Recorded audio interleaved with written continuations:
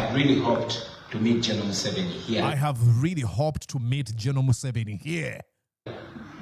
So I could publicly face him and hear what more so that he can publicly face me or I face him and hear lies he has to tell us after what more lies he has to tell us. 40 years. To hear from him straight the gains he's protecting. Is he protecting the potholes? Is he protecting the rotten hospitals? Are you protecting the potholes? Is he protecting the broken down schools, the broken down infrastructure? Is he protecting his power and right to torture citizens? Woo! Preach.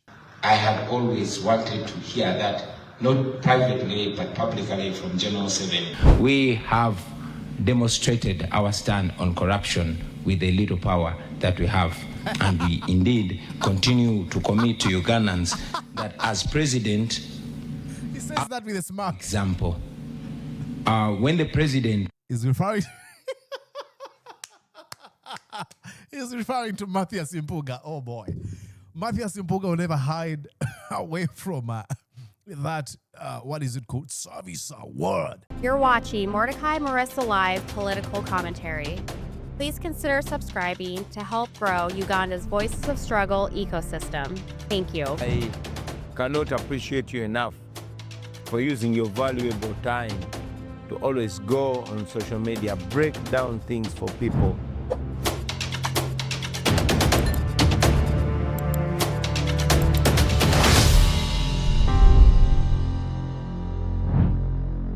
And yes, indeed, welcome to Mordecai Marissa Live. My name is Mordecai Marissa. Guys, you know the drill. Please like this video, comment, and hit the notification bell. And please make sure that you do subscribe to the feed. It is helping us build our audience to the 50,000 mark we are looking at. Now, there's a presidential debate you all know, and Bobi Wine was there, like I played at the beginning. And we're going to look at a few clips. But one thing I really liked about his introduction is him torching Museveni. You know, Museveni decided to cower, to run, to disappear. He's evading himself from being questioned. And two, on a serious note, Museveni knows that probably if he rigs the election, weaponizes our institutions, and keeps himself, consolidates himself in power by force, that might be the last time. So I think he came to his psychology is, where am I going there? So he decided to leave. And besides that, he's got this funny, stupid slogan he uses, protecting the gains. Bobi Wine was able to question him. What gains are you protecting? Let's go on and listen to Bobi Wine and I'll react accordingly.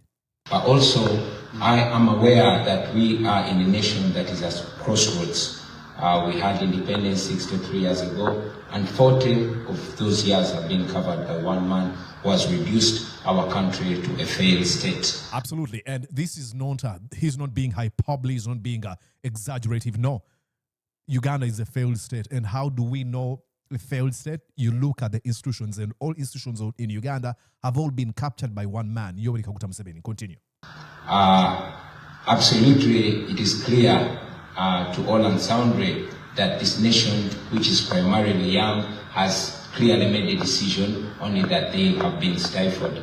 I am aware that I will be taking over a nation where 1.5 babies are born every year, taking over a nation where almost half of the budget goes to servicing debts. I'm aware that I'm taking over. What we promise is a new Uganda. I'm glad he mentions that because I think there was a report that was made by Daily Monitor where they said that if we were to pay the date we have, the external date, it would take us 91 years. Imagine that. That means you, your children, and your grandchildren will have to pay. And there's no guarantee that, you know, these folks in the administration of our country are not taking in more dates. So it might require us 100 or 200 years. Imagine. Uganda, which is going to reset. Our country has completely been messed and it needs to start afresh. Every institution has been captured and I'm sorry for pausing here, but he makes so amazing points that you might miss what he says. That, you know, for example, listen to what he says here. And it needs to start afresh. Going to reset. Our country has completely been messed and it needs to start afresh. Yeah, we need to start afresh. And that is all found in what I've talked about, dismantling the Musevenism as a system. Museveni has really, really killed our country. That you go down to the local councils and you have a chairperson out there who behaves like an emperor and looks at people, residents as mere servants or subjects or slaves. This all, like they say, a fish rots from the head. This all has been the domino effect of the lawlessness and impunity of Museveni that has been now taken over by his subordinates and henchmen and whatever luck is. Every institution has been captured, and we intend to start again in a new Uganda where people are going to be servants, where citizens of Uganda should take over power to decide the destiny of their lives. I'm sorry for pausing. I know you don't like this, but there's a lot in there. This is just his opening remarks, but he says a lot of things. He talks about servant leadership.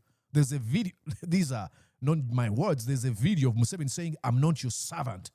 Imagine that, a president of a country saying, "I am not your servant." So he says, we should go back to the fundamentals, to the basics. Leaders are servants of the people. We vote them to serve our interests. At one time, Museveni, he was being interviewed by Jeff Koinange, that Kenyan guy, journalist, and he's like, "I'm not anybody's servant. I don't care. I care about my children and my grandchildren."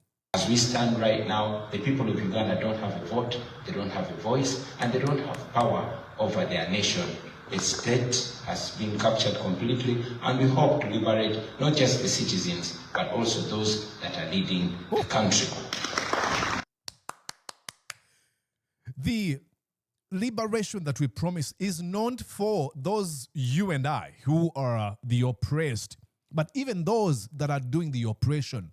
Because there's a certain level of delusion that usually engulfs a man's mind. And it all stems from inferiority complex. You think because you think you lack somewhere, you compensate that by being oppressive towards the most vulnerable.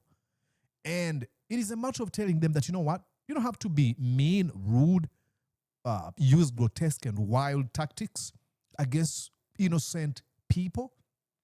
It's just beautiful to be happy and to engage people and treat them with respect and kindness and empathy. So the liberation we talk about, one, is ours, the oppressed, but even those, I don't think there's really a reasonable man in the military who feels happy when his boss, the commander of our defense forces, Museveni, posts on his social media platform saying, "Hey, I'm going to behead ABC. I'm going to kill ABC."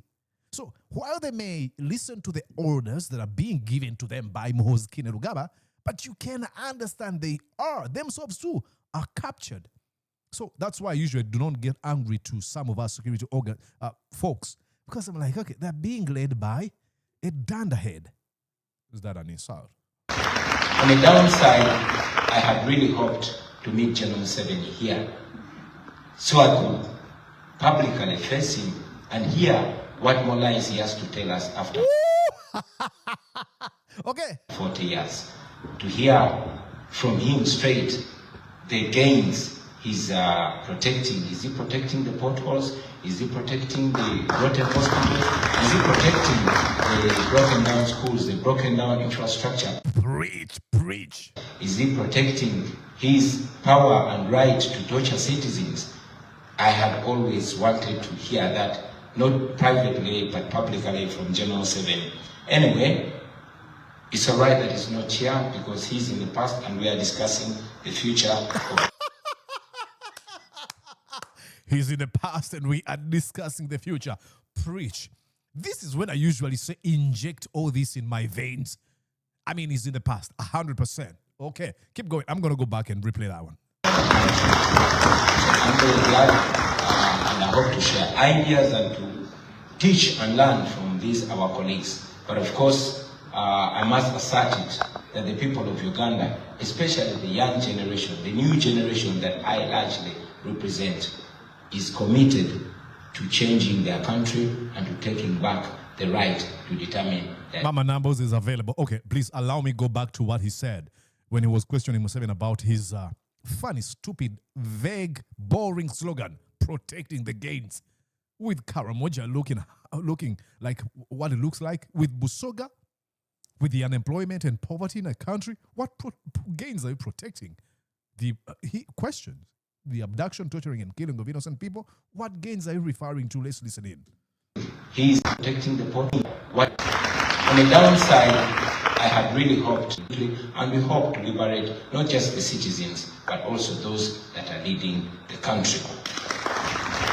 On the downside, I had really hoped to meet General Museveni here. I have really hoped to meet General Museveni here, so I could publicly face him and hear what more so that he can publicly face me, or I face him and hear lies he has to tell us after what more lies he has to tell us. 40 years.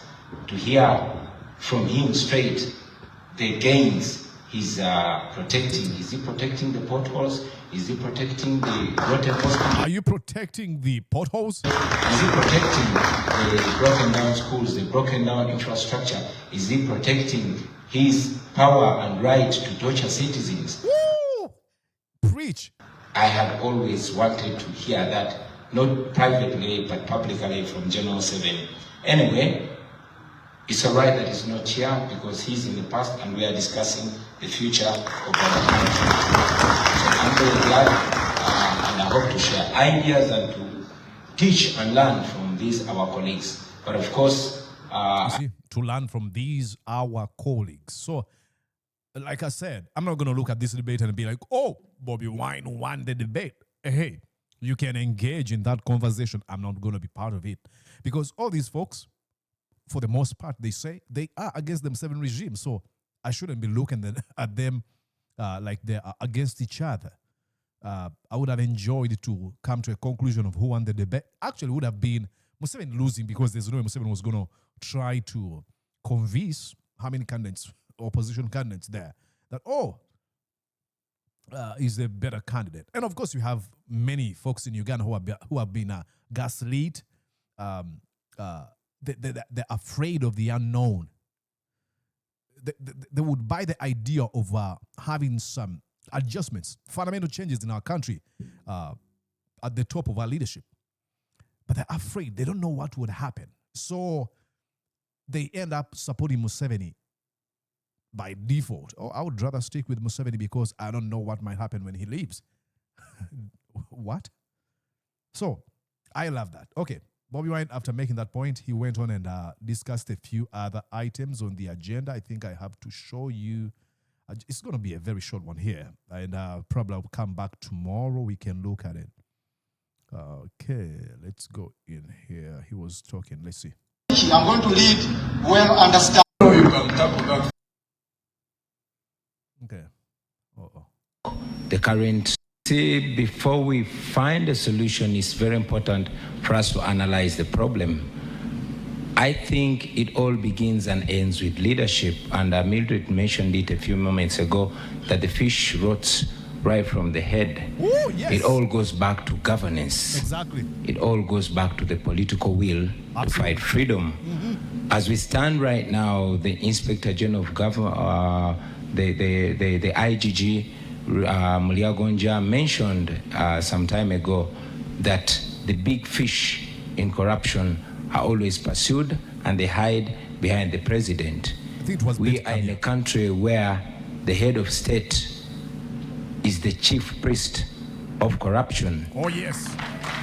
You have seen scandal after scandal. There's one in the US here. The culprits of corruption are protected by the head of state. Mm-hmm. You saw Anita Among, the current Speaker of Parliament, sanctioned internationally because of corruption by being protected by the head of state. Mm-hmm. Just a few days ago, a person that the court actually said had a case to answer on corruption, a minister called Lugorobi, yep, who was cleared. Meanwhile, on the same day, other people were being arrested. There was allegations around Parliament, allegations of corruption, and the leader of opposition, who happens to be in presence today, wrote to the IGG to investigate those cases, and the IGG went mute. You have seen scandal after scandal in parliament, 40 million bribe, 50 million bribe, 100 million bribe, all in exchange for the passing of classified money to be used by general Fealty to Museveni. etc. We have demonstrated our stand on corruption with the little power that we have. And we indeed continue to commit to Ugandans that as president, He says that with a smile. example, when the president He's referring He's referring to Matthias Mpuuga. Oh boy. Matthias Mpuuga will never hide away from that, what is it called? Service word.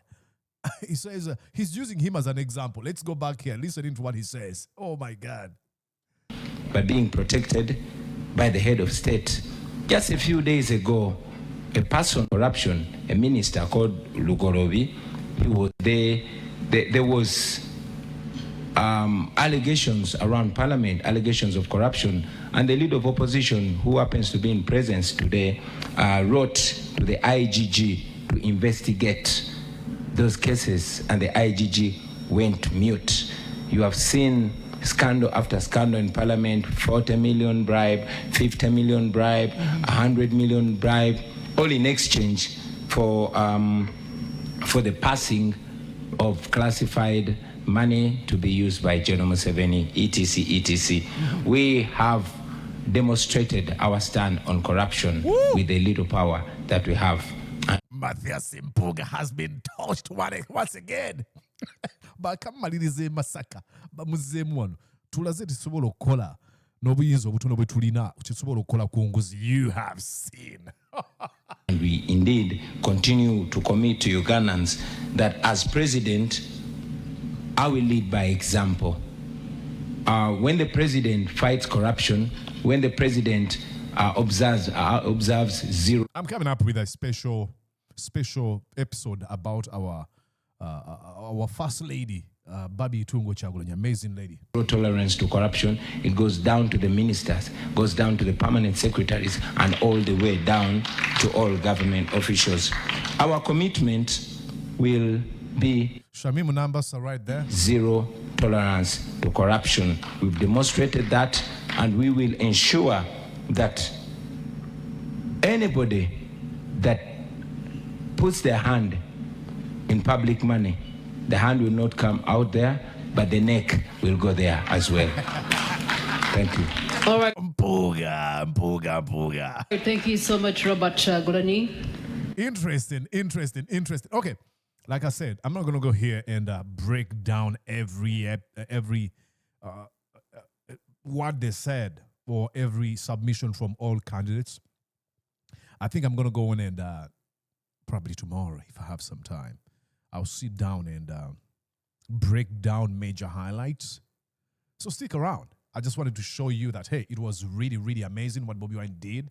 And you might be wondering, or you might be wanting to see when he was arriving, what the environment looked like.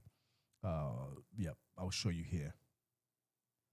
Okay, I think there's a separate video. Okay, all right. This is, you know, there's one thing to watch Bobi Wine and listen to his promises and what he wants to do for our country, Uganda. But there's another aspect that you have to always really